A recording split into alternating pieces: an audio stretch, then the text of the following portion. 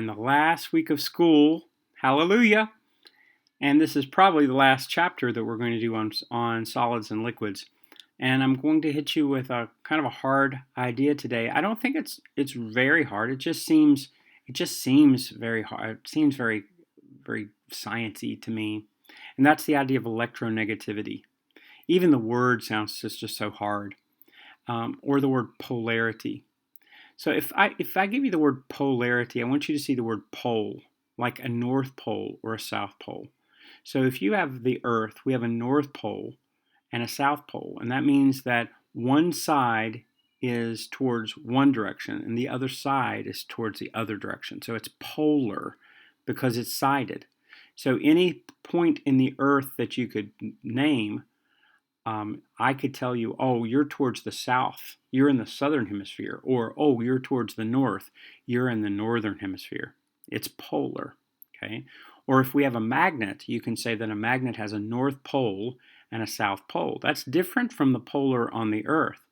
By the way, the Earth is a big magnet, and the south pole of the magnet is actually in the northern hemisphere, and the north pole of the magnet is actually in the southern hemisphere. That's pretty cool. But a magnet is polar, not because one side is going one way and the other side is going another way. It's polar because one side is considered positive and the other side is considered negative. Okay, so two positive poles, two north poles would repel each other. Two south poles would repel each other, but a north pole and a south pole would attract. Okay, so that's polar. When we talk about polarity in chemistry, we're talking about sharing electrons.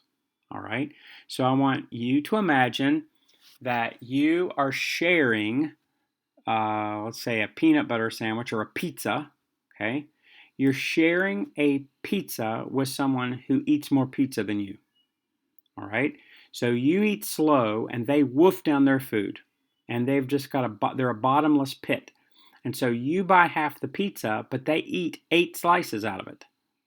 All right, so it's being shared, but it's being shared unequally. All right, so when you have a bond, you are sharing an electron pair.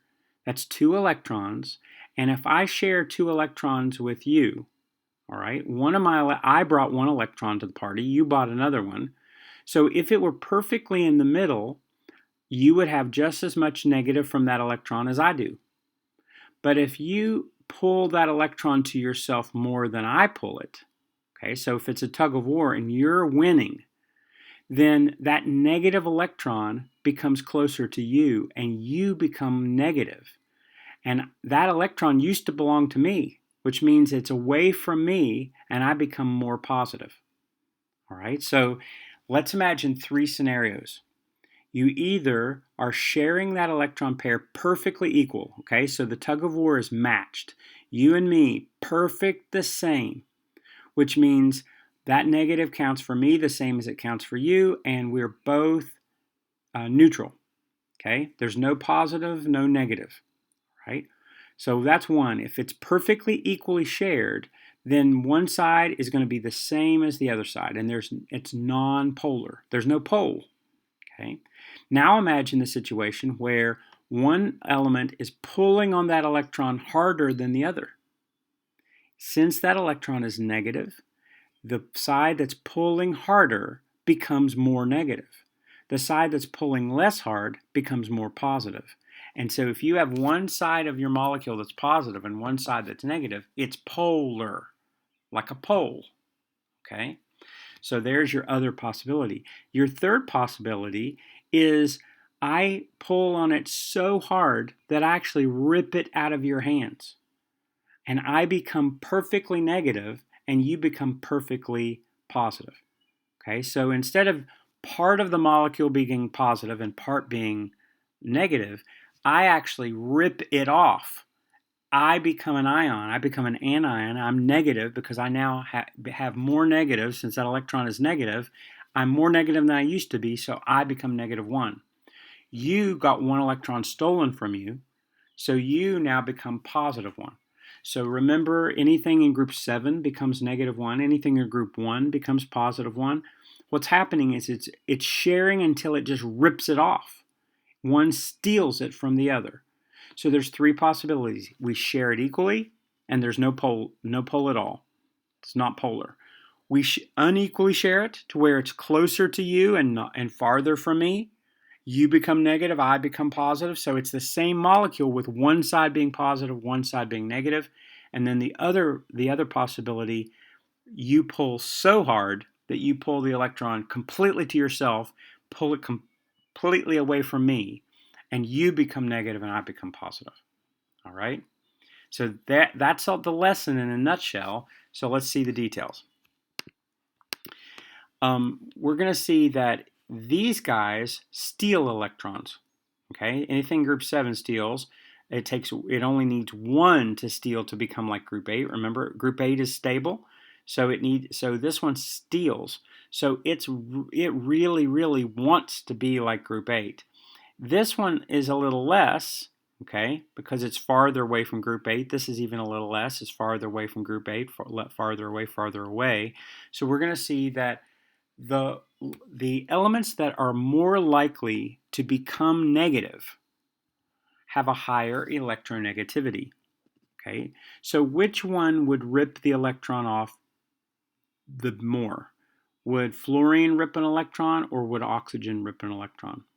Okay, do you see fluorine actually is a stronger pull, and it will pull that electron to itself. So if you have an oxygen fluorine bond, the fluorine will hold the electron closer to itself than the oxygen will. If you have an oxygen-nitrogen bond, the oxygen holds the electron closer to itself than the nitrogen. Do you see it? Anything closer to the upper right, towards fluorine, this way, will be higher electronegativity. And it goes from cesium, which is a 0.7, they just use these numbers, to a fluorine, which is 4. So anything that's bigger is going to be closer to 4. Anything that's smaller will be towards a 0.7. Okay? And now, when you have a bond, you simply subtract. So let's say I take a bond between these two guys. Okay? 4 minus 3.5. So we have a bond with an electronegativity difference of 0.5. Well, it's possible that that's close enough to being equal. Okay? We'll see it in a minute. What if it's between 4 and 2.5? Do you see that's a lot bigger? That might be polar, where one side becomes negative, this side becomes negative, this side becomes positive. Okay? What if you have a 4 and a 1? So it's such a huge job. Okay? Do you see fluorine will actually rip lithium's electron off, become negative, and then lithium becomes positive. So the bigger the subtraction is, the more likely it is to be ionic. Okay, so if it's very close, the two numbers are very close, it's pretty much nonpolar. If it's substantially different, it becomes polar, where the more electronegative becomes negative, the less electronegative becomes positive. Okay. Then if it's a huge number difference, say between a 4 and a 1, so 4 minus 1 is 3, so you have that difference is a 3, that's huge, that's an ionic bond. Okay.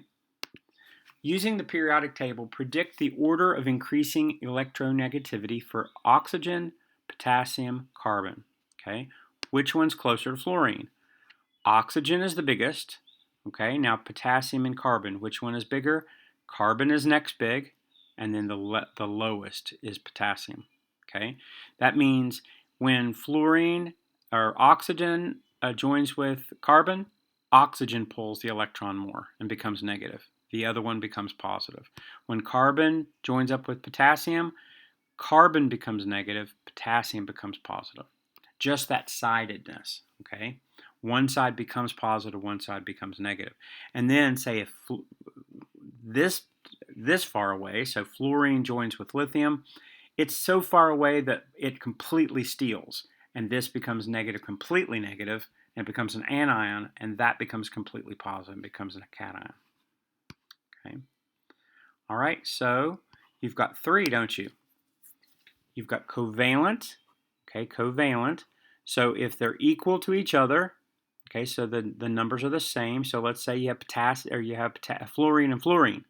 If they share a bond, they're going to pull equally hard, okay, because they have exactly the same number. So 4 minus 4 is 0, and the electrons are going to be perfectly in the middle. They're nonpolar. They're shared equally, okay? So if you were to have like 0.4, okay, so let's say you have a number, when you should take the bigger number or subtract the smaller number, you end up with 0.4 as a difference. Well, one side becomes slightly negative, one side becomes slightly positive, and that's called covalent because it's still sharing electron bond, but one side becomes negative, one side becomes positive. So that's a covalent polar. Okay? Covalent nonpolar, sharing an electron exactly equally, nonpolar. Covalent polar, sharing an electron unequally. This side is sharing it closer. This side is getting the electron closer to itself than this side. This becomes more positive, this becomes more negative. Ionic, if you were to have it so big that it actually rips the electron off, it's a transfer, and that's called an ionic bond. Right? So you have a covalent bond sharing, ionic bond stealing, and if they're far enough away, it'll steal. If they're close enough, they'll share unequally, and if they're exactly the same, they'll share perfectly equally, and there won't be any polar at all. Okay? Use electronegativity differences to classify each as the following as nonpolar covalent, polar covalent, or ionic. Okay? All right, so we have K and N. Okay, K and N. So K is 0.8, N is 3. Okay, so 3 minus 0.8, right, is, what is that, 2.2? Okay, 2.2, we need to know the differences. Okay, so if it's up to 0.4, it's considered covalent nonpolar, up to 0.4.